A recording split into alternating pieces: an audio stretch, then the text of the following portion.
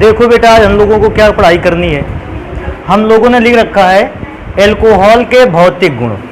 तो अपने यहाँ एल्कोहल के भौतिक गुण और उससे रिलेटेड कई क्वेश्चन आया करते हैं, तो इसीलिए मैंने हेडिंग डाल रखी है कि एल्कोहल के भौतिक गुण लिखने हैं। तो भौतिक गुणों को स्टार्ट करते हैं बेटा, एक एक करके। पहला नंबर देखो लिखेंगे, क्या कहता है, कार्बन 1 से लेकर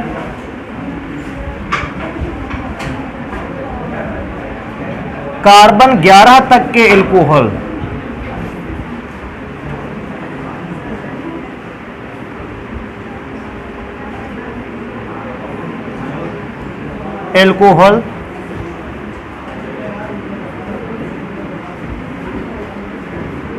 द्रव अवस्था में पाए जाते हैं। तो पहली बात आपको ये याद रखना है कि अगर आप एल्कोहलों के भौतिक गुण याद रखना चाहते हो तो कार्बन 1 से लेकर कार्बन 11 तक के जो एल्कोहल हैं वो द्रव अवस्था में पाए जाते हैं।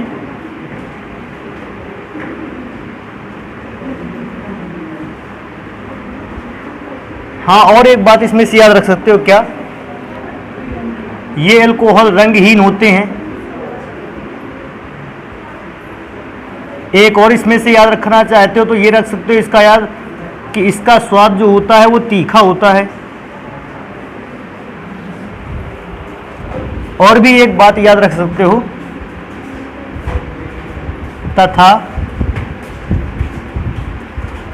इनकी, या ऐसा लिख लेते हैं इसको, इनमें विशिष्ट गंध पाई जाती है।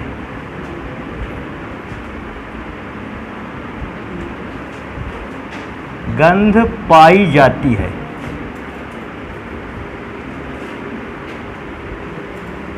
तो एल्कोहल के लिए पहला भौतिक गुण भैया अपना ये याद रखोगे कि नॉर्मली अगर एल्कोहल में कार्बन 1 से कार्बन 11 तक की बात करता हूं, कार्बन 1 से लेकर कार्बन 11 तक के एल्कोहल। कार्बन 1 का मतलब है ऐसा एल्कोहल जिसमें कार्बन 1 आता हो, अर्थात मिथाइल एल्कोहल। और कार्बन 11 तक का मतलब होता है एक ऐसा एल्कोहल जिसमें कार्बन के 11 परमाणु होते हैं। नॉर्मली अगर देखा जाए अनडेकाइल एल्कोहल। कहता अगर यहाँ से लेकर यहाँ तक की बात करते हैं, आपको एल्कोहल जो भी मिलेगा, सबसे पहली बात तो द्रव अवस्था में मिलेगा। दूसरा होगा अधिकांश एल्कोहल जो होते हैं वो रंगहीन होते हैं, स्वाद तीखा होता है, कड़वा स्वाद में होते हैं। और साथ में एक और चीज़ है कि एल्कोहल विशिष्ट गंध देते हैं। तो कोई भी एल्कोहल होगा उसमें से ये गुण तो पाए ही जाएंगे। लेकिन अगर हायर मॉलिक्यूलर वेट वाले एल्कोहल देखे जाएं, हायर मॉलिक्यूलर वेट वाले एल्कोहल का मतलब होता है जिनमें से कार्बन परमाणुओं की संख्या 11 से अधिक होती है, 12, 14, 16, 18, 20 वाले। तो इनकी भी बात लिख लेते हैं। देखो फर्स्ट नंबर पे इसको भी लिखेंगे, लेकिन यहां पर लिखेंगे, देखो इसको क्या, कार्बन 11 से अधिक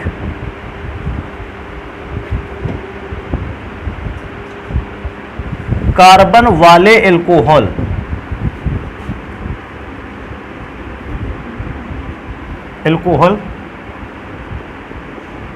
मोम जैसे ठोस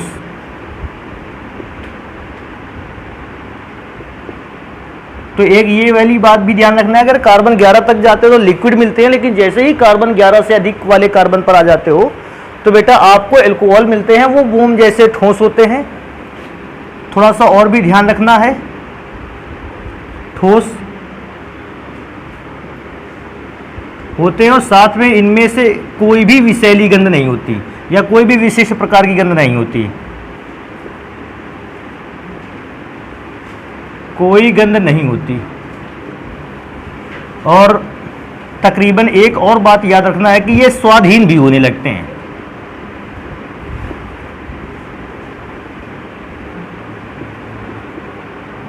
तो ये बात दूसरे नंबर पर याद रखनी है कि अगर आप लोअर कार्बन एटम वाले अगर एल्कोहल को चेक करते हो, उनमें एक तो सबसे पहली बार रंगहीन होते ही है, दूसरे द्रव अवस्था में पाए जाते हैं, स्वाद तीखा होता है और विशिष्ट गंध होती है, अलग प्रकार से महक आया करती है।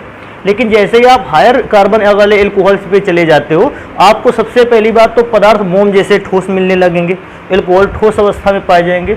दूसरा एक और चीज़ है कि उनमें से कोई विशेष गंध नहीं होगी। और थोड़ा एक और ध्यान देने वाली बात है कि स्वादहीन भी लगभग होंगे। ये होता है कार्बन से ज़्यादा एल्कोहल वाले में से। तो बेटा अगर मैं नंबर 1 पर देखूँ तो मैंने नंबर 1 पर 2 पॉइंट लिखे हुए हैं और ये दोनों पॉइंट जो है वो मेनली पदार्थ की अवस्था का निर्धारण करते हैं कि पदार्थ की अवस्था में से कौन से एल्कोहल द्रवावस्था में और कौन से ठोस अवस्था में। अभी नेक्स्ट नंबर पे चलेंगे और एक और गुण को पढ़ेंगे सेकेंड नंबर पर। तो भैया मैंने सेकेंड नंबर पर एक हेडिंग भी डाल लिख रखी है, विलेयता।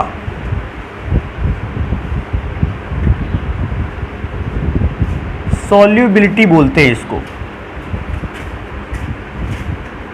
अर्थात ये बात करेगा कि अल्कोहल जल में घुलनशील है या नहीं है। अच्छा, अल्कोहल की जल में घुलनशीलता को पहचानने के लिए एक देखो सबसे पहले बात समझ लेते हैं, फिर हम इस पर चर्चा करेंगे कि अल्कोहल जल में घुलेगा या नहीं घुलेगा।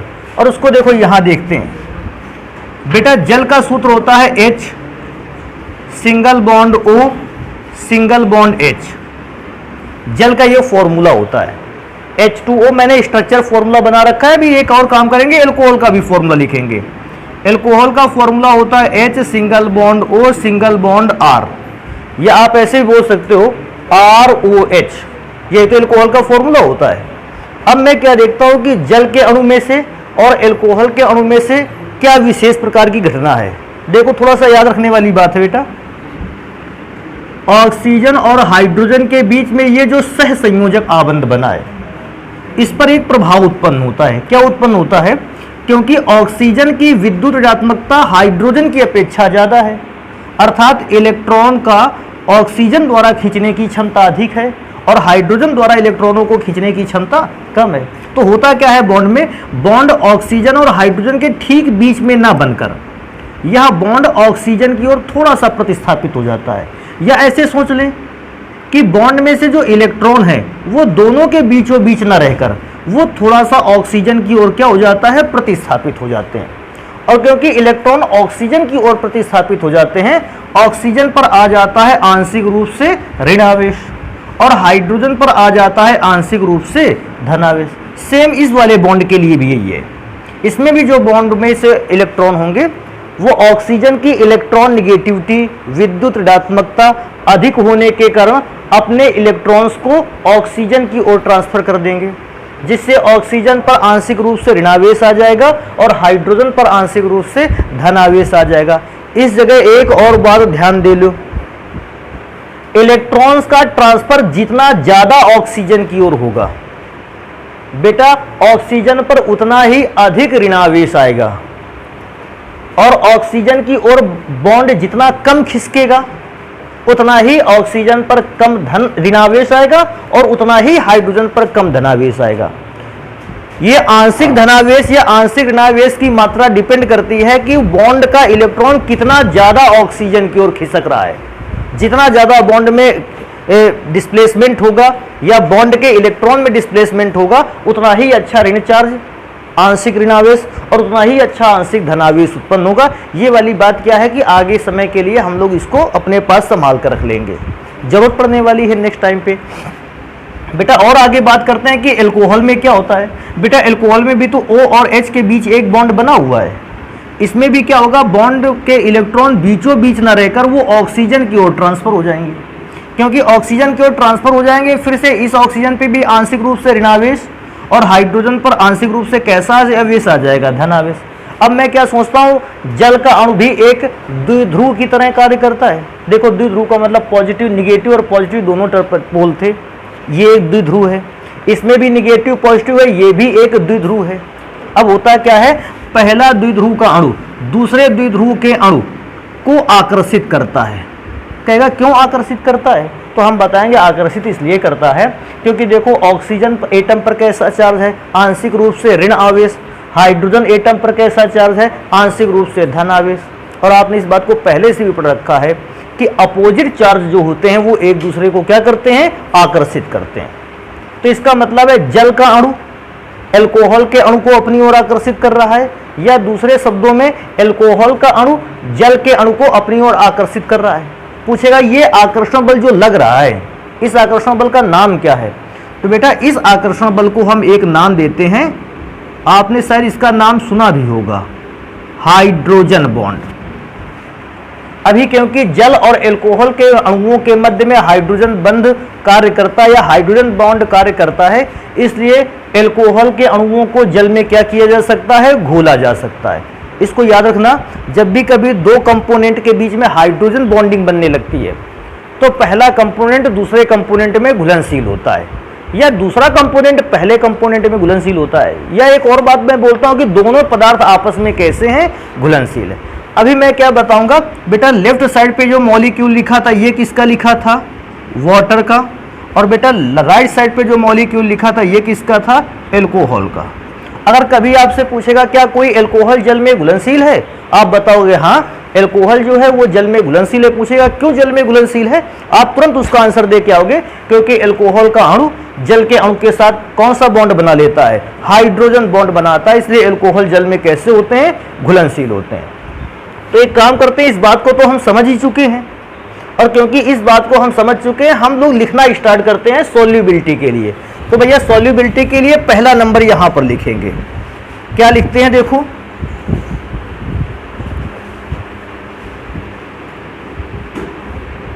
निम्न अणुभार वाले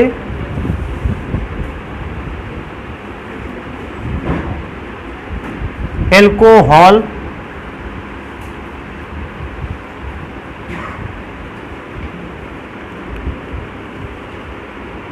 जल में घुलनशील होते हैं।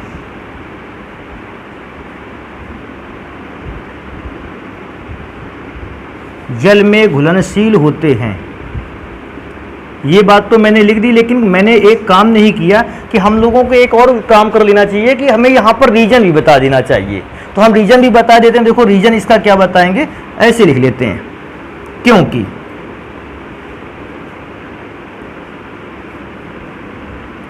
एल्कोहल के और जल के अणुओं के मध्य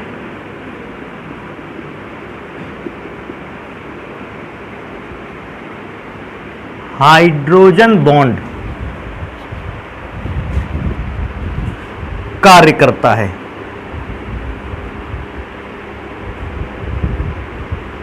कार्य करता है। तो इस बात को भी विशेष ध्यान रख लेना है बेटा अपने पास हमेशा के लिए कि अगर कोई भी मॉलिक्यूल जल के साथ हाइड्रोजन बॉन्ड बना सकता है तो फिर वो मॉलिक्यूल या वो पदार्थ जल में घुलनशील होगा। हाँ, इसमें से एक और बात अपने दिमाग में रखी जा सकती है, और जो भी बात अपने दिमाग में रखी जा सकती है देखो उसको मैं यहां लिखे देता हूं क्योंकि जगह इधर है। देखो एल्कोहल का एक फॉर्मूला होता है normal R single bond OH। अभी आप क्या देख रहे थे, बस इतनी बात हमें थोड़ा सा ध्यान देनी है कि एल्कोहल का कौन सा भाग हाइड्रोजन बॉन्ड में हिस्सा ले रहा था। थोड़ा सा इस बात को चेक करते हैं। तो बेटा अगर आप देखोगे, देखो O और H के बीच इलेक्ट्रॉन्स का ट्रांसफर हो रहा है, क्योंकि इलेक्ट्रॉन डिस्प्लेस हो रहा है, इलेक्ट्रॉन खिसक रहा है, और O और H के बीच इलेक्ट्रॉन के खिसकने के कारण ही आंशिक रूप से ऑक्सीजन पर ऋणावेश आया है और आंशिक रूप से हाइड्रोजन पर कैसा आवेश आया, धनावेश। मैं दोबारा से रिपीट कर दूं, कहता है ये आंशिक रूप से ऋणावेश और धनावेश ना आया होता तो एल्कोहल का अणु जल के अणु के साथ हाइड्रोजन बॉन्ड ना बनाता। तो हम सबसे पहले इस बात को ढूंढेंगे कि बेटा आखिर कौन सा ऐसा भाग है एल्कोहल में जिसके कारण ये आंशिक रूप से ऋणावेश और धनावेश उत्पन्न होता है। तो हमको क्या पता चलता है कि देखो आंशिक रूप से ऋणावेश और धनावेश को उत्पन्न करने में एल्काइल ग्रुप का कोई भी प्रयोग नहीं हुआ है। अगर किसी ग्रुप का प्रयोग हुआ है तो वो प्रयोग हुआ है O और H का। अगर ऑक्सीजन की और इलेक्ट्रॉन्स का खिसकाव ना होता, ना खिसकता, तो ना तो ऑक्सीजन पर ऋणावेश आता आंशिक रूप से और ना हाइड्रोजन पर आंशिक रूप से धनावेश आता, और शायद उस समय हाइड्रोजन बॉन्ड भी ना बनता।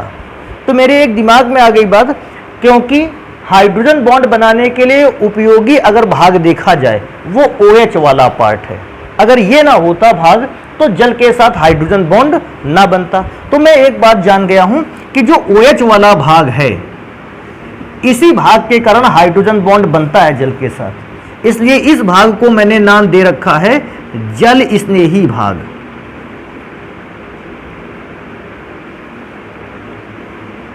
जल स्नेही भाग का मतलब जानते हो? जल स्नेही भाग का मतलब ऐसा भाग जो जल से स्नेह करता है, प्रेम करता है, या जल के साथ हाइड्रोजन बॉन्ड बना देता है, या जल के साथ घुलने में मदद करता है। और बेटा अभी क्या देख रहे थे, एल्काइल ग्रुप क्या होता है? यार एल्काइल ग्रुप तो इसके पहले भी जानते थे। एल्काइल ग्रुप में से होता था या तो CH3 या तो C2H5। मैं क्या सोचता हूँ, एल्काइल ग्रुप में कार्बन और हाइड्रोजन होता था, और कार्बन और हाइड्रोजन को मिलाकर बनता है हाइड्रोकार्बन। और आपको ये पता है हाइड्रोकार्बन जो होता है ये एक कार्बनिक भाग है। और आप सभी जानते हो जितने भी कार्बनिक पार्ट होते हैं, कार्बनिक भाग होते हैं, कार्बनिक हिस्से होते हैं, वो जल में घुलनशील नहीं होते। इसलिए मैं उस भाग को लिख देता हूं जल विरोधी। तो अब इससे तुमको एक बात अच्छे ढंग से पता चल पाएगी कि अल्कोहल का जल में घुलने का प्रमुख कारण कौन सा भाग है। तो हम इस बात को जान जाएंगे जो OH वाला पार्ट है, भाग है, हिस्सा है, ये जल स्नेही है और यही भाग होने के कारण कंपाउंड जल में घुल जाता है। लेकिन R वाला जो पार्ट होता है ये जल विरोधी है और ये अल्कोहल की जल में घुलने पर कोई भी मदद नहीं करता है। अर्थात अल्कोहल जल में नहीं घुलने देता है R वाला भाग, और अल्कोहल को जल में घुलने देता है OH वाला भाग।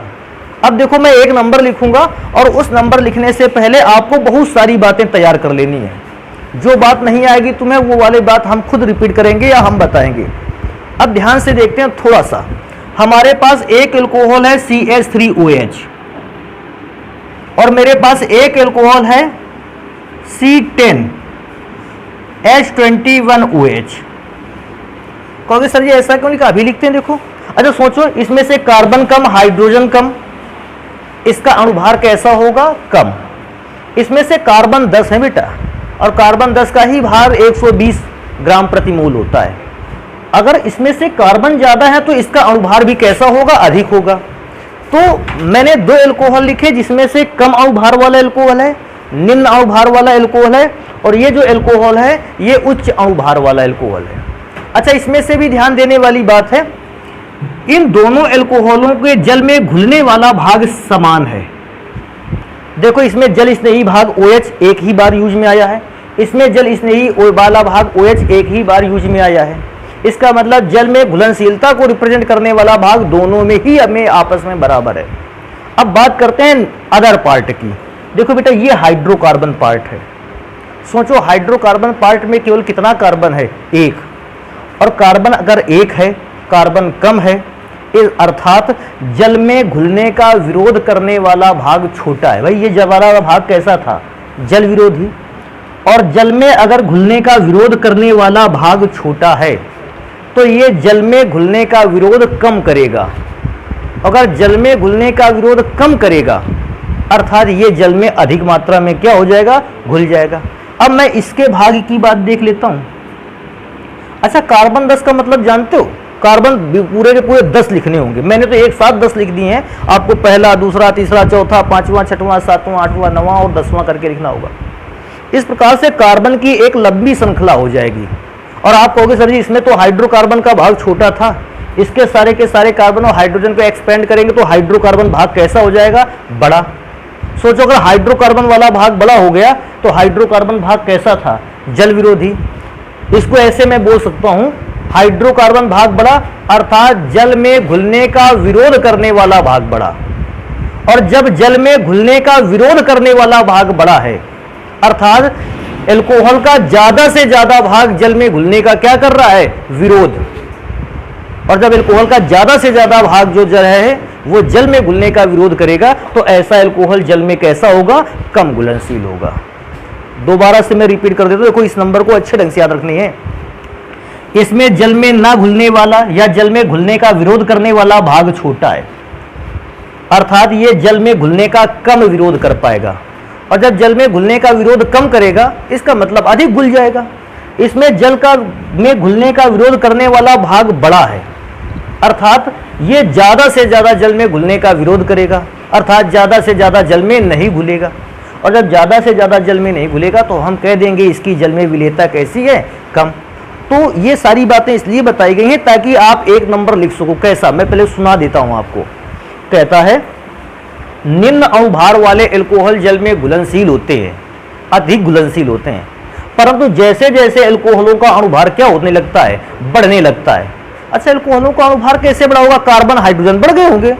जैसे जैसे एल्कोहलों का अणुभार बढ़ता चला जाता है, उनकी जल में घुलनशीलता कैसी होने लगती है? कम। तो इस बात को समझाने के लिए भैया ये दोनों फॉर्मूले लिखे गए थे।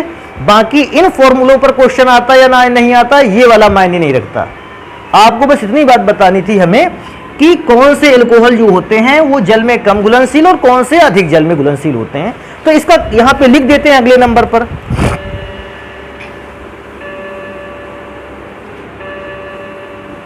जैसे जैसे एल्कोहलों के अणुभार में वृद्धि होती है,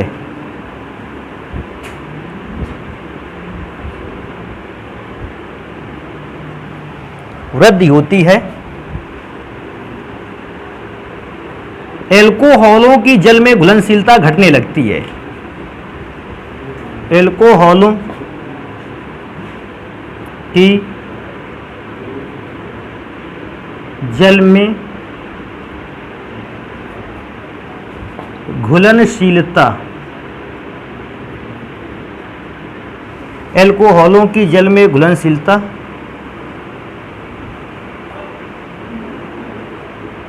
घटने लगती है। ये तो बेटा आपने नंबर लिख लिया, लेकिन कभी कभी क्या होता है ना, इसका कारण भी पूछ लेता है। आखिर क्या कारण था कि एल्कोहल की जल में घुलनशीलता घटने लगी? तो हम बता देंगे कि एल्किल ग्रुप अर्थात हाइड्रोकार्बन वाले भाग की लंबाई क्या होने लगी? बढ़ने लगी। तो इसमें से लिख देते हैं क्योंकि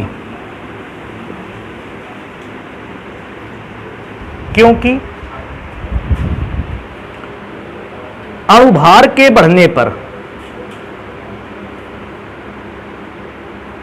अणुभार के बढ़ने पर एल्कोहल के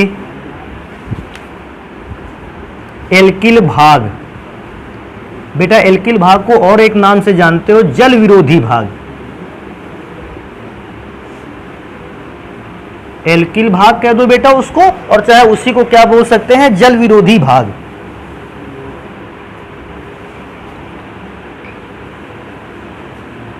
की लंबाई में वृद्धि हो जाती है, लंबाई में वृद्धि हो जाती है।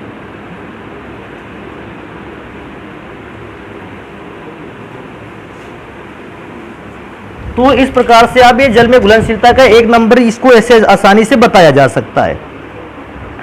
अभी एक और बात करते हैं, देखो नेक्स्ट नंबर पे कहता है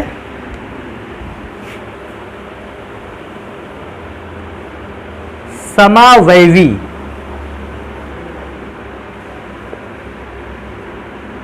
एल्कोहलों में। अच्छा, समावयवी एल्कोहल जानते हो? ऐसे कुछ एल्कोहल जिसमें परमाणुओं की संख्या कैसी हो? समान। जैसे मेरे कहने का मतलब है, मेरे पास 3 प्रकार के एल्कोहल हैं। एक प्राइमरी एल्कोहल है, एक सेकेंडरी एल्कोहल है, एक टर्सरी एल्कोहल है। प्राथमिक, द्वितीयक, तृतीयक 3 एल्कोहल दिए गए हैं और तीनों में से कार्बन परमाणुओं की संख्याएं समान है, हाइड्रोजन परमाणुओं की संख्या समान है और ऑक्सीजन की संख्या समान है। तो कहता है अगर तो ऐसे एल्कोहलों को बेटा क्या बोलते हैं? समावयवी एल्कोहल। समावयवी एल्कोहल मैं दोबारा से रिपीट कर देता हूं। ऐसे प्राथमिक, द्वितीयक और तृतीयक एल्कोहल जिनमें से कार्बन परमाणुओं की संख्या, हाइड्रोजन परमाणुओं की संख्या और ऑक्सीजन परमाणुओं की संख्या आपस में बराबर होती है। अगर पूछ लेता है कि इनकी जल में घुलनशीलता को कैसे रिप्रेजेंट करते हो? प्राथमिक ज्यादा घुलनशील है कि द्वितीयक ज्यादा घुलनशील है कि तृतीयक ज्यादा जल में घुलनशील है? इसको याद रखना है। एल्कोहलों में जल में घुलनशीलता का क्रम निम्नलिखित है। घुलनशीलता का क्रम निम्नलिखित है। इस क्रम को अपना तैयार रखिए। कैसा क्रम है मैं आगे लिख देता हूं। देखो क्रम बेटा, प्राथमिक एल्कोहल जो होते हैं ये जल में सबसे कम घुलते हैं। ध्यान रखना इसको कि अभी ऐसा लिख देते हैं, प्राथमिक एल्कोहल जो होते हैं जल में फिर सबसे कम घुलनशील होते हैं। उसके बाद द्वितीयक जो एल्कोहल होता है उसकी जल में घुलनशीलता अपेक्षाकृत प्राथमिक से ज्यादा होती है, और जो तृतीयक एल्कोहल होते हैं 3 डिग्री एल्कोहल, उनकी जल में घुलनशीलता सबसे अधिक होती है यदि तीनों एल्कोहल एक दूसरे के समावयवी हैं, अर्थात समान मात्रा में कार्बन रखते हैं, समान मात्रा में हाइड्रोजन रखते हैं और समान मात्रा में ऑक्सीजन रखते हैं वे।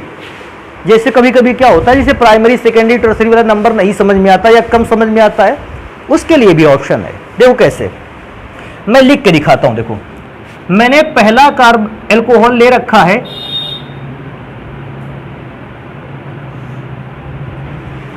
देखो इसमें एल्कोहलिक ग्रुप प्राइमरी कार्बन से जुड़ा है, प्राथमिक एल्कोहल हो गया। इससे ज्यादा घुलनशील होता है द्वितीयक। अब देखो बेटा द्वितीयक कैसे लिखेंगे, CH3 CH2 CHOH और यहां CH3 लगा दिया। ये एल्कोहलिक ग्रुप द्वितीयक कार्बन से जुड़ा है, इसलिए सेकेंडरी एल्कोहल हो गया। एक और बेटा फॉर्मूला देखो बनाते हैं, CH3 single bond C single bond CH3, नीचे की ओर भी बेटा CH3 और लास्ट में OH। अब देखो ध्यान से देखो, 4 कार्बन वाला प्राइमरी एल्कोहल, 4 कार्बन वाला द्वितीयक एल्कोहल और 4 ही कार्बन एटम वाला तृतीयक एल्कोहल। अगर इनमें से देखो, इसको क्या बोलेंगे, नॉर्मल ब्यूटाइल एल्कोहल, इसको क्या बोलेंगे, आइसो ब्यूटाइल एल्कोहल, या इसको 2 डिग्री ब्यूटाइल एल्कोहल कह सकते हो। 2 डिग्री ब्यूटाइल एल्कोहल बेटर है, क्योंकि मैं प्राइमरी सेकेंडरी टर्सरी पर बात कर रहा हूं। इसको प्राइमरी या 1 degree butyl alcohol, 2 degree butyl alcohol, 3 degree butyl alcohol.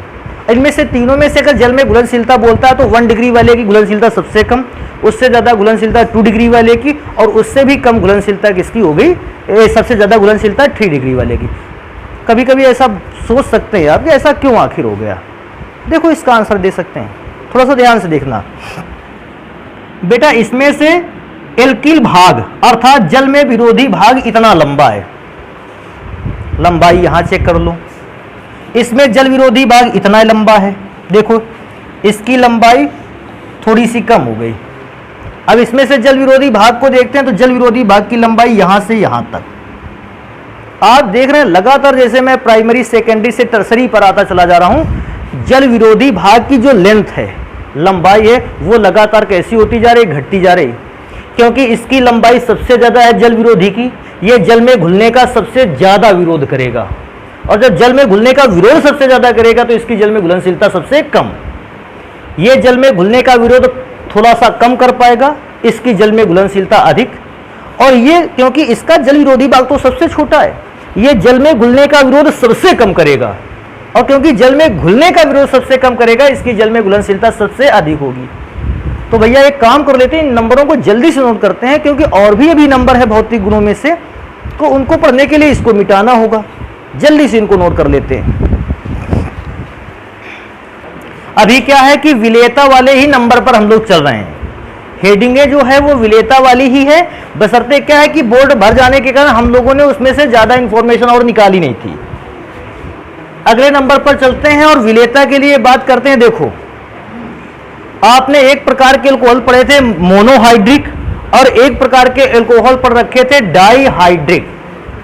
कभी कभी हमको क्या दे रहा है, समान कार्बन एटम वाला एक दे देता है मोनोहाइड्रिक एल्कोहल, और समान कार्बन एटम वाला एक दे देता है डाईहाइड्रिक एल्कोहल। ये मोनो और डाईहाइड्रिक एल्कोहल कैसे होते हैं उसको यहां पर देखते हैं। देखो बना ऊपर लेते हैं।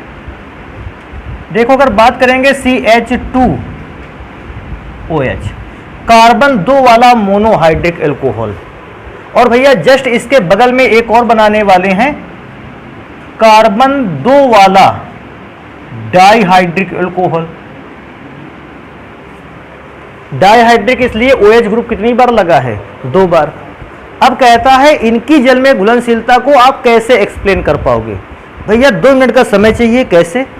अच्छा बेटा देखो, इसमें से जल में ना घुलने वाला भाग 2 कार्बन द्वारा बना है, जल विरोधी भाग 2 कार्बन से बना है। इसमें से जल में ना घुलने वाला भाग अर्थात जल विरोधी भाग 2 कार्बन से बना है। मैं क्या सोचता हूं, दोनों में जल का विरोध करने वाला भाग आपस में कैसा है, बराबर। तो विरोध करने वाले भाग आपस में बराबर है तो ये इफेक्ट नहीं रहेगा।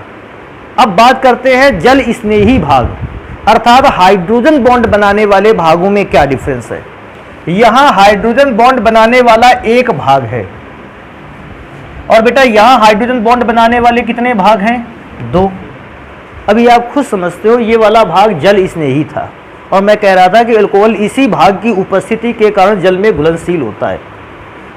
अगर अल्कोहल इस भाग की स्थिति के कारण जल में घुलनशील होता है तो इसमें ये भाग केवल एक बार आया है और इस अल्कोहल में ये भाग कितनी बार आया है? 2 बार आया है। तो मैं क्या सोचता हूं कि इसमें जल में घुलनशीलता को रिप्रेजेंट करने वाला भाग 2 बार है, अधिक बार है, ज्यादा है, अधिक मात्रा में है, ये वाला अल्कोहल अधिक घुलनशील होगा। अभी क्या समझते हो, अगर यहीं पर एक ट्राईहाइड्रिक अल्कोहल आ गया होता तो सोचने वाली बात ये थी उसमें जल में घुलनशीलता को रिप्रेजेंट करने वाले भाग 3 होते, और कोई पॉलीहाइड्रिक अल्कोहल आ गया होता तो उसमें जल की घुलनशीलता को रिप्रेजेंट करने वाले भाग 3 से भी कैसे होते? ज्यादा बार।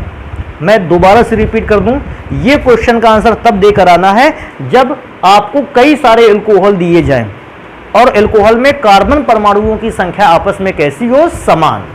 जैसे 2 कार्बन ये वाला है तो 2 कार्बन वाला भी वो दे दिया। 4 कार्बन वाले होते तो फिर 4 कार्बन वाले की कंपेयर 4 कार्बन वाले ही डाइहाइड्रिक अल्कोहल से होती।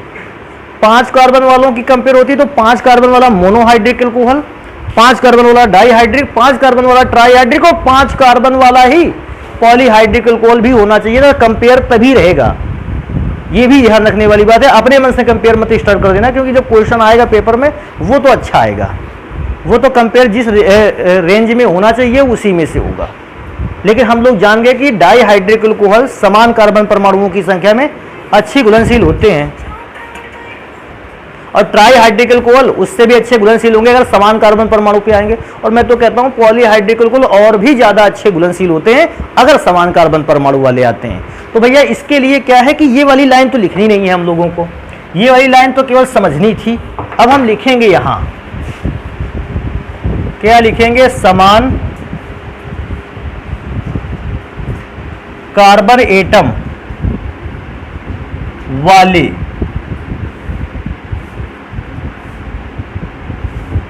एल्कोहल की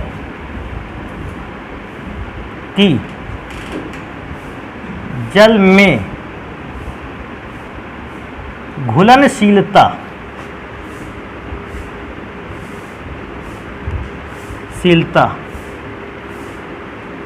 का क्रम। तो बेटा हम लोगों को क्या करना है, हमें समान कार्बन एटम वाले अल्कोहलों की जल में घुलनशीलता का क्रम देखना है। तो क्रम देखो कैसे होगा।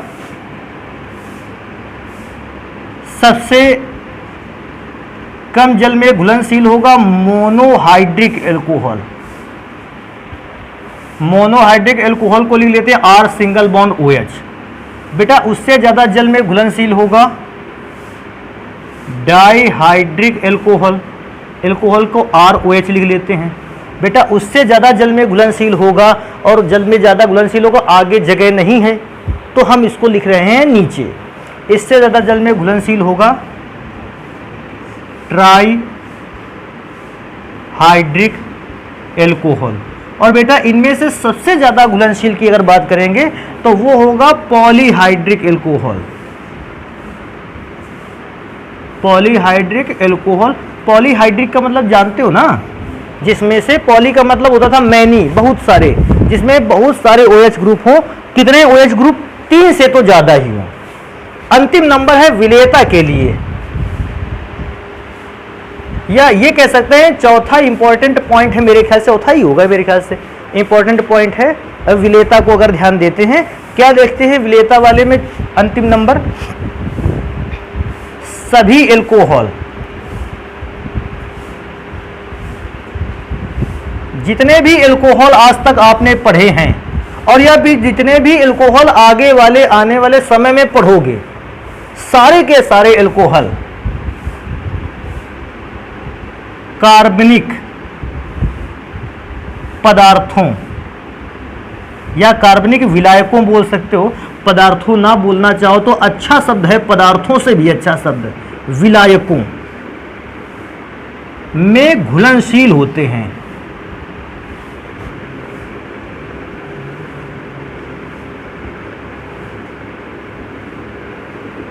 कोई कहेगा सर ये जानते हो कैसे, ये आखिर कैसे आ गया कि सारे कार्बनिक पदार्थ। बेटा देखो जरा, एल्कोहल में एक भाग था R single bond OH, R वाला जो भाग था वो था एल्काइल ग्रुप, जल में ना घुलने वाला लेकिन कार्बनिक विलायकों में घुलने वाला।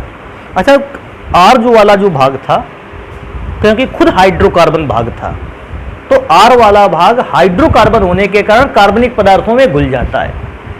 और एक बात तो हमेशा के लिए याद रखनी है, एल्कोहलों में R वाला भाग कभी घटता नहीं।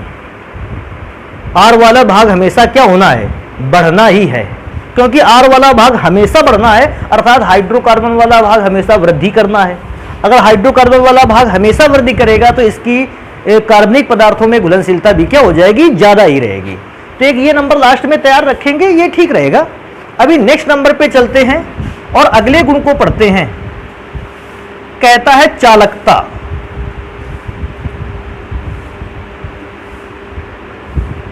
चालकता का अर्थ है एल्कोहल जो है वो हाइड्रोजन बॉन्ड बनाता है, और क्योंकि हाइड्रोजन बॉन्ड बनाता है जल में घुल जाता है। और हमने ऐसा देख रखा है कि अधिकांश पदार्थ, देखो इस लाइन को बड़े ढंग से याद रख लेना, अधिकांश, ज्यादातर, अधिकांश पदार्थ जो जल में घुल जाते हैं विद्युत के सुचालक होते हैं।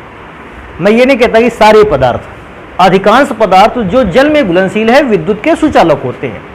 तो बात आ जाती है अगर एल्कोहल भी जल में घुल रहे हैं, सारे नहीं घुल रहे हैं लेकिन जो घुल रहे हैं, जो एल्कोहल जल में घुल रहे हैं, क्या वो विद्युत के सुचालक होते हैं या कुचालक? तो बेटा बात आती है, देखो मैं क्या बोलता हूं, पहले उसको सुन लेते हैं, लिख लेंगे जरा देर में। एल्कोहल जल में घुल जाता है हाइड्रोजन बॉन्ड के कारण, लेकिन जब एल्कोहल जल में घुलता है, एल्कोहल का अणु हाइड्रोजन, जल के अणु से हाइड्रोजन बॉन्ड तो बना लेता है, लेकिन एल्कोहल का अणु आयनों में नहीं टूटता है। देखो क्या हुआ था कि अगर किसी भी अन्य पदार्थ को आप जल में घुलते हैं, देखने को ये मिलता है कि वो पदार्थ का अणु जल में घुलते ही अपने आयनों में टूट जाता है, और क्योंकि आयन में टूट जाता है पदार्थ विद्युत का सुचालक हो जाता है। लेकिन मैं जब भी एल्कोहल को जल में घुलता हूं, मैंने इस बात का अनुभव किया है, एल्कोहल का अणु जल के अणु से हाइड्रोजन बॉन्ड तो बना लेता है, लेकिन एल्कोहल का अणु जल में घुलने पर अपने आयनों में नहीं टूटता है। और क्योंकि आयन में नहीं टूट पाता है, आयन नहीं बना पाता है, आयन का प्रोडक्शन नहीं कर पाता है, एल्कोहल जल में घुलनशील तो है लेकिन विद्युत का क्या है, कुचालक, क्योंकि जब तक आयन नहीं विद्युत का चालन नहीं। तो इस बात को याद रखेंगे आप, क्या एल्कोहल जल के अणुओं के साथ हाइड्रोजन बॉन्ड बनाने के कारण जल में घुलनशील तो होता है, परंतु आयन उत्पन्न न कर पाने के कारण यह विद्युत का कैसा रहता है, कुचालक। तो ये चालकता में ये वाली बात लिखनी चाहिए हम लोगों को। क्या लिखेंगे, क्योंकि एल्कोहल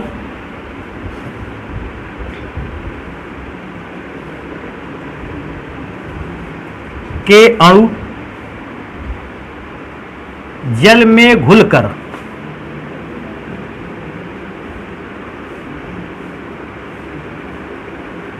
घुलकर आयनों में नहीं टूटते। आप ऐसा भी लिख सकते थे, आयन नहीं बनाते हैं, ऐसा भी लिख सकते थे, मैंने लिख दिया आयनों में नहीं टूटते। अतः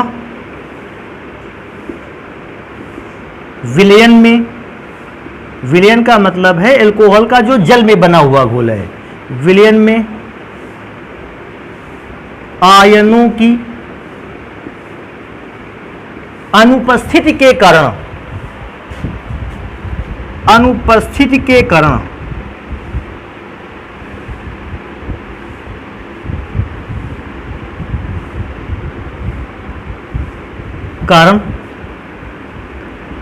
एल्कोहल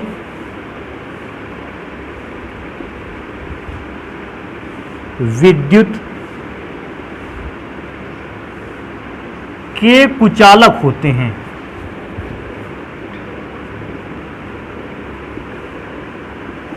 चलो, तो ये वाली बात पता हो जानी चाहिए थी हम लोगों को, और ये बात हम लोगों ने लिख भी लिया। अगर कोई पूछेगा भी कि अल्कोहल जल में घुल गया, क्यों घुल गया, तो भाई बता दोगे क्योंकि अल्कोहल का अणु जल के अणु के साथ पता नहीं कौन सा वो बॉन्ड था जिसको हाइड्रोजन बॉन्ड कहते थे, वो बना लेता है। बेटा एक और नंबर पे चलते हैं,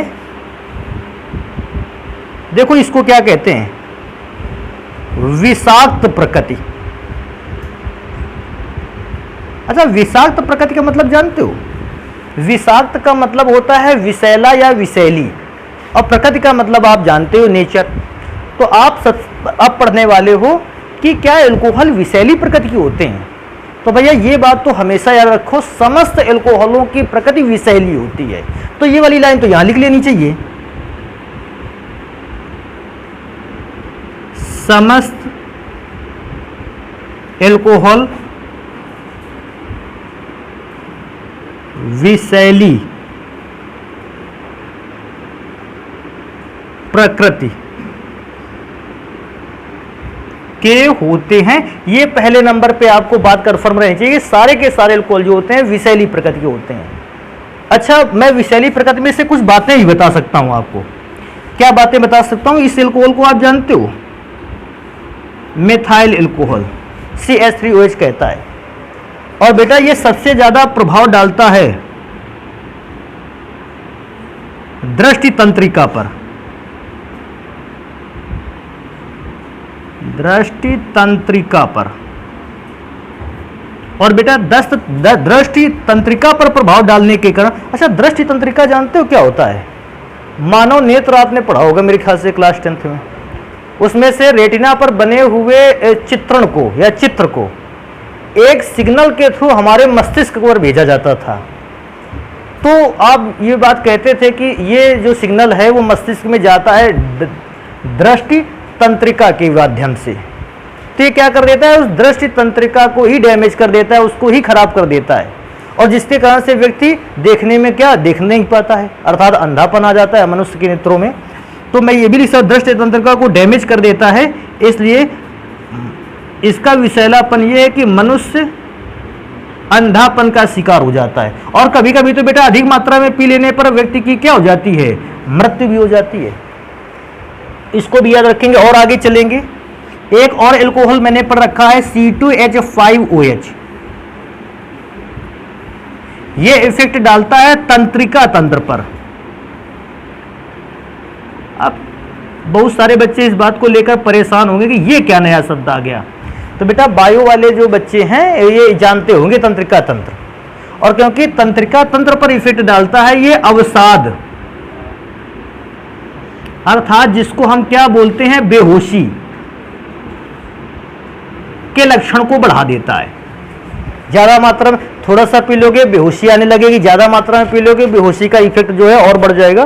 तो अवसाद या जिसको कहते हैं बेहोशी ये बढ़ा देता है। ऐसे ही सारे के सारे अल्कोहल कोई ना कोई बैड इफेक्ट डालते ही हैं बॉडी पर, विषैला प्रभाव डालते ही हैं। हाँ, एक और लाइन में इसके बाद चाहूं तो लिखा सकता हूं, क्या? अणुभार बढ़ने पर, जब भी अणुभार में वृद्धि होती है पदार्थ की विषाक्त प्रकृति बढ़ने लगती है एल्कोहलों में। ये भी याद रखना, सारे पदार्थों में नहीं, एल्कोहलों की बात हो रही है।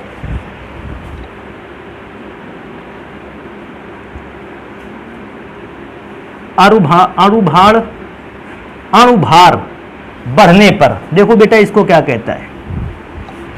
अणुभार के बढ़ने पर विषाक्त प्रकृति बढ़ती है। देखो इस नंबर को समझ जाओगे ना, अणुभार के बढ़ने पर विषाक्त प्रकृति भी बढ़ती है। तो इसको जल्दी से नोट करें, लास्ट में एक गुण रह जाता है गलनांक और क्वथनांक वाला, उसको पढ़ लेते हैं बस। भौतिक गुणों का अंतिम नंबर है हम लोगों के लिए गलनांक और क्वथनांक। वैसे गलनांक और गलनांक को मेल्टिंग पॉइंट कहते हैं, इसलिए जहां पर भी गलनांक शब्द यूज आना चाहिए मैंने MP लिख रखा है, और क्वथनांक को कहते हैं बॉइलिंग पॉइंट, इसलिए मैंने जहां भी क्वथनांक आया है मैंने वहां पर BP लिख रखा है, बॉइलिंग पॉइंट। थोड़ा सा और बात पर आएंगे। गलनांक क्या होता है? देखो सामान्य रूप से ऐसे ही बता देना हो तो गलनांक वह ताप होता है जिस पर कोई ठोस पदार्थ गर्म होकर पिघलने लगता है, उस टेम्परेचर को बोलते हैं गलनांक। और क्वथनांक क्या होता है? सामान्य रूप से देखो मैं परिभाषाएं बता रहा हूं कि ऐसा ताप जिस पर कोई द्रव पदार्थ उबलना प्रारंभ कर देता है, ऐसे ताप को कहते हैं क्वथनांक। या ऐसे भी बोल सकते हैं कि द्रव पदार्थ वाष्प में बदलना प्रारंभ कर देता है। ये मैं नॉर्मली बता रहा हूं केवल आपके समझने के लिए। जैसे ही परिभाषा की बात आती है भैया परिभाषा बड़ी अलग देते हैं, बहुत अलग देते हैं। गलनांक की कोई परिभाषा अलग होती है, टेक्निकल अगर इन्फॉर्मेशन देते तो अलग हिसाब से, और क्वथनांक की भी टेक्निकल इन्फॉर्मेशन देते हैं अलग हिसाब से, लेकिन अभी केवल आपको समझना है इसलिए मैं ये बात बता रहा हूं। मैंने लिख क्या रखा है, कहता है एल्कोहलों का अणुभार बढ़ने पर उनके एमपी व बीपी बढ़ते हैं। देखो एमपी व बीपी का मतलब गलनांक और क्वथनांक है। अणुभार बढ़ने पर क्यों बढ़ते हैं, देखो मैं बताता हूं, थोड़ा सा इसको याद कर लेंगे तो मेरे ख्याल से कभी प्रॉब्लम ही नहीं आने वाली है। अगर किसी भी कंपाउंड में से कार्बन कम है और किसी एक ऐसा एल्कोहल हम लोग ले लेते हैं जिसमें से ज्यादा कार्बन है, ये एल्कोहल पर ही डिपेंड नहीं करता, सारे कंपाउंड पर ये नियम लागू होगा। देखो बेटा इसका सरफेस ये है, पृष्ठ ऐसा है, पृष्ठीय क्षेत्रफल ये है। बेटा इसमें थोड़ा सा इसको बना लेते हैं, पृष्ठीय क्षेत्रफल ज्यादा है। अब ध्यान देने वाली बात है, जिस बर्तन में मैंने मेथनॉल को भर रखा होगा, मिथाइल एल्कोहल को भर रखा होगा, उसमें ऐसे ही मिथाइल एल्कोहल के छोटे छोटे बहुत सारे अणु होंगे, और जिस बर्तन में मैंने एथाइल एल्कोहल को भर रखा है उसमें एथाइल एल्कोहल के बहुत सारे अणु होंगे। अगर मिथाइल एल्कोहल के अणु का सरफेस एरिया, पृष्ठीय क्षेत्रफल या पृष्ठ का क्षेत्रफल कम है, तो बेटा ये अपने पृष्ठ पर वांडर वाल्स बंध कैसे बना पाएगा, कम। अच्छा पूछेगा क्यों कम बना पाएगा, भाई ये सरफेस का एरिया कम है तो सरफेस के थ्रू बनने वाले बॉन्ड भी कम है, और सरफेस पर अगर बनने वाले बॉन्ड कम है तो हम इन बॉन्ड को कम टेम्परेचर पर ही ब्रेक कर सकते हैं। अब सोचने वाली बात है, अगर बॉन्ड कम थे, कम टेम्परेचर पर बॉन्ड को ब्रेक कर लिया तो क्वथनांक और गलनांक दोनों ही कम हो गए। एथाइल एल्कोहल पर चलते हैं, देखो जरा, इससे बड़ा तो सरफेस एरिया है ही एथाइल एल्कोहल का, क्योंकि सरफेस एरिया बड़ा है, ये अपनी ज्यादा सरफेस होने की वजह से ज्यादा वांडर वाल्स बंद बना लेगा, बहुत सारे वांडर वाल्स बंद बनाएगा। भाई वांडर वाल्स फोर्स या वांडर वाल्स जो बंद होता है वो बनाता तो सरफेस से ही है, सरफेस एरिया ज्यादा से ज्यादा वांडर वाल्स बंद, और अगर ज्यादा से ज्यादा बॉन्ड बनाएगा तो इसके बॉन्ड को तोड़ने के लिए भी अधिक टेम्परेचर की आवश्यकता होती है। अधिक टेम्परेचर की आवश्यकता का मतलब है ज्यादा क्वथनांक और ज्यादा गलनांक। तो सरफेस एरिया सबसे ज्यादा मायने रखता है गलनांक और क्वथनांक को पढ़ने के लिए। अब आप इस बात को तो जानते हो, जैसे जैसे अणुभार बढ़ता है, अणुभार बढ़ने का मतलब है कार्बन बढ़ेगा, और कार्बन बढ़ेगा का मतलब है सरफेस एरिया भी क्या होगा, बढ़ेगा। तो जैसे जैसे सरफेस एरिया बढ़ेगा वांडर वाल्स फोर्स बढ़ते चले जाएंगे, वांडर वाल्स फोर्स बढ़ते चले जाएंगे तो गलनांक और क्वथनांक में अपने आप ही क्या होने लगेगी, वृद्धि, क्योंकि उन बॉन्ड्स को ब्रेक करने के लिए आपको ज्यादा एनर्जी, ज्यादा टेम्परेचर देना पड़ेगा। तो पहला नंबर, एल्कोहलों के अणुभार बढ़ने पर एमपी व बीपी क्या होते हैं, बढ़ते हैं। एक और नंबर कहता है समान अणुभार वाले, अगर मैं एल्कोहल को ले लेता हूं, समान अणुभार वाले एल्कोहल का मतलब है, ऐसा कुछ समझ सकते हैं, एक कार्बन वाला, या ऐसा समझ लेते हैं कि दो कार्बन वाला अगर एल्कोहल ले लिया, दो कार्बन वाला एल्केन ले लिया, दो कार्बन वाला एल्किल हैलाइड ले लिया, और दो कार्बन वाला ईथर ले लिया।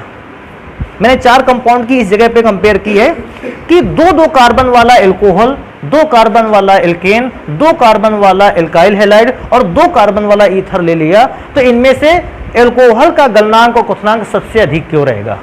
तो बेटा मैं बता दूं, दो कार्बन वाला एल्केन हाइड्रोजन बॉन्ड नहीं बनाता है, दो कार्बन वाला एल्काइल हैलाइड भी हाइड्रोजन बॉन्ड नहीं बना पाता है, दो कार्बन वाला ईथर भी हाइड्रोजन बॉन्ड नहीं बनाता है। तो ये सारे दो कार्बन होने के बावजूद भी हाइड्रोजन बॉन्ड का निर्माण नहीं करते, इसलिए इनके गलनांक और क्वथनांक कम होते हैं, किसके अपेक्षा, एल्कोहल की अपेक्षा। और यार एल्कोहलों का तो आपने देखा ही है, एल्कोहल के अणु क्या बना लेते हैं, हाइड्रोजन बॉन्ड। तो हाइड्रोजन बॉन्ड जो होता है ये अणुओं को मजबूती से जोड़ देता है, और जब मजबूती से जोड़ देगा, ज्यादा मजबूती से जोड़ देगा, तो इसके बॉन्ड को ब्रेक करने के लिए टेम्परेचर कैसा देना पड़ेगा, अधिक। और यही रीजन है कि इनके गलनांक और क्वथनांक कैसे हो जाते हैं, ज्यादा। नंबर मैंने लिख रखा है, कारण यहां लिख देते हैं, नहीं लिखते। और मैं क्या सोचता हूं, जगह आगे बची नहीं तो कारण मैं इसके नीचे लिख देता हूं।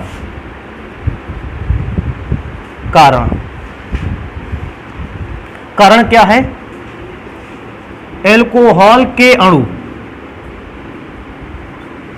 कौन सा बॉन्ड बना सकते हैं, हाइड्रोजन बॉन्ड बनाते हैं। बस इतनी बात लिख देनी है आपको, इसलिए मैंने ऐसा नंबर यहां पर लिख रखा है। बेटा एक और लास्ट में से चलेंगे, गलनांक और क्वथनांक में एक बात और तैयार करके रखेंगे। क्या बात तैयार करके रखेंगे, उस पर चर्चा करते हैं। समावयवी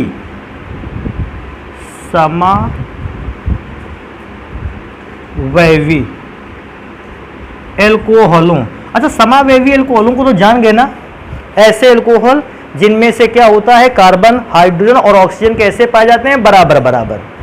अगर समावयवी एल्कोहल्स में देखा जाए, एल्कोहलों में मेल्टिंग पॉइंट व बॉइलिंग पॉइंट अर्थात गलनांक और क्वथनांक का क्रम जो है वो निम्नलिखित है।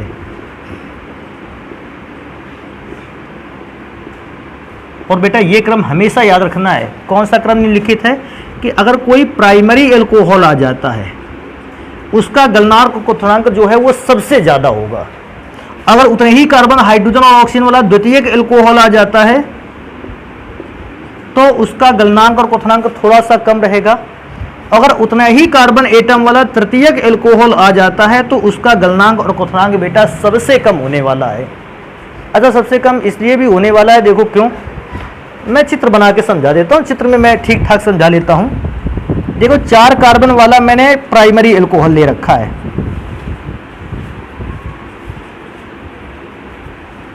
अब मैं 4 कार्बन वाला द्वितीयक एल्कोहल ले लेता हूं।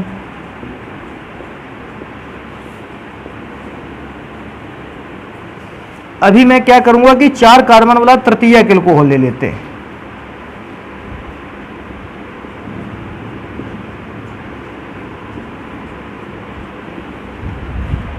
देखो प्राइमरी, सेकेंडरी और टर्सरी, प्राथमिक, द्वितीयक या तृतीयक या 1 डिग्री, 2 डिग्री और 3 डिग्री एल्कोहल मैंने ले रखे हैं पहले से, ये सूत्र लिखे। अब कहता है इसका गलनांक क्वथनांक सबसे ज़्यादा रहेगा, इसका गलनांक क्वथनांक उससे कम, और तृतीयक क्योंकि ये वाला है इसका गलनांक और क्वथनांक सबसे कम। देखो इन सारी बातों को समझने के लिए मैं एक बात आप लोगों को बस बताऊंगा। पृष्ठ तनाव को पढ़े हैं आप लोगों ने? चलो मैं बताता हूँ।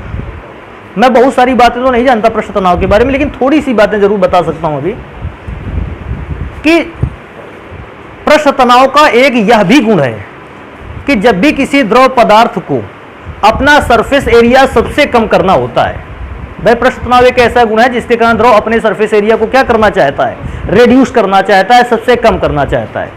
पृष्ठ तनाव किसी भी द्रव का वह गुण है जिसके द्वारा द्रव अपने सतह के क्षेत्रफल को, पृष्ठीय क्षेत्रफल को सबसे क्या करना चाहता है, कम करना चाहता है। और तभी टीचर ने एक बात और बताई होगी कि अगर द्रव अपने सतह के क्षेत्रफल को सबसे कम करना चाहता है, वो अपने आप को गोल बूंद के रूप में धारण करने की कोशिश करता है।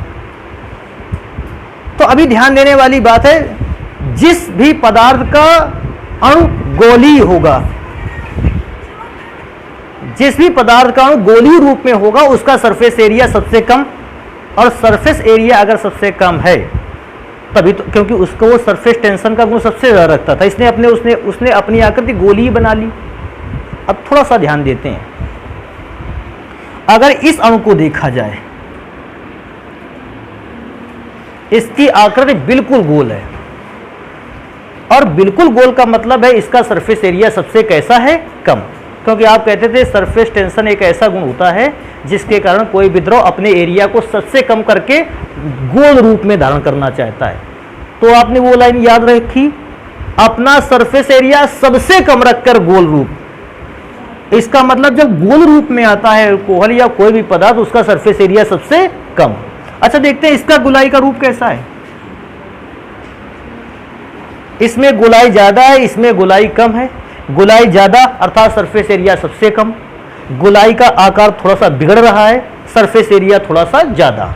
अच्छा इसमें से क्या बोलते हैं, ये गोलाई के आकार का है, यह तो भैया बेलन के आकार का मुझे समझ में आ रहा है।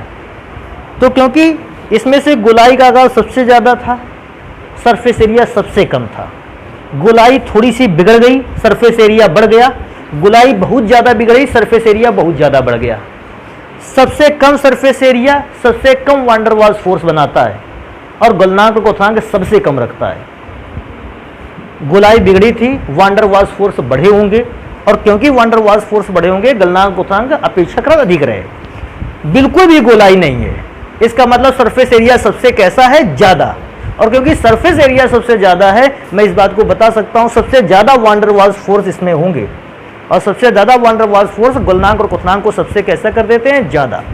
एक लाइन जरूर लिख देंगे इनमें से, अगर आप याद रखना चाहोगे तो याद रखोगे, वरना कोई भी जरूरत नहीं है। क्या ये लाइन लिखेंगे, गलनांक व क्वथनांक कब बढ़ता है, जब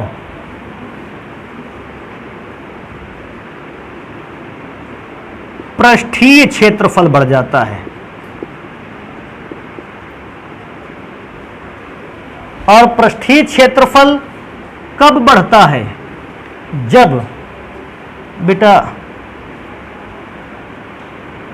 वान डर वाल फोर्स